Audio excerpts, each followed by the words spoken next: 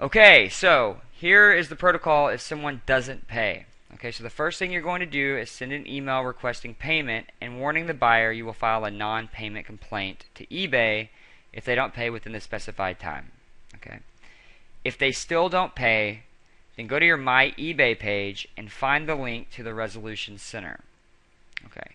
So the first line of defense, if you remember in the last video, when you actually go to choose how you want to get paid when you're selling your item, you can check that box, or it's usually already checked, that just says avoid any risks, basically. So if somebody already has 2 marks on their account that they haven't paid, or any kind of negative quality score, then you don't even want to deal with those people in the first place. So that's your first line of defense. Okay.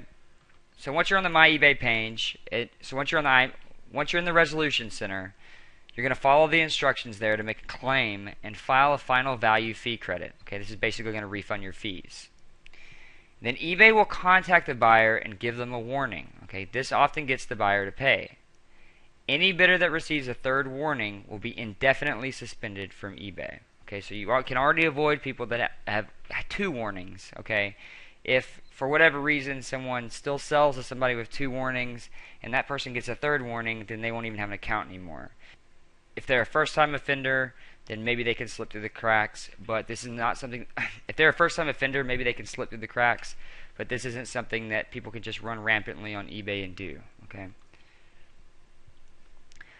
Okay, and then there's also an unpaid item assistant that can kind of automate the process if you're getting excessive non-payments. Okay, you can begin the unpaid item dispute process 4 days after the listing ends. Okay, so just check out the unpaid item assistant for more information on this. And then the unpaid item assistant automatically opens the dispute after the time you choose has lapsed, okay, and then completes the process, including closing the claim to receive the final value fee for you. So you can go on manually and change the automated settings if the buyer contacts you and you decide to give them more time. Okay, so it's up to you, but you can set it up to just automatically start. And this is mostly for high volume sellers, okay, but this is mostly for high volume sellers. But it can be a very useful tool if you find you're getting a lot of non-paying bidders, which hopefully you won't.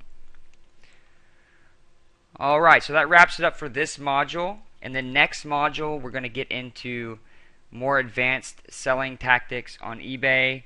We're going to talk about promoting your website, getting repeat business. We're going to talk about some sneaky tricks and cool tips and tools I'm going to share with you to really tighten up your process in eBay to help you start making some cash. So we'll see you in the next module.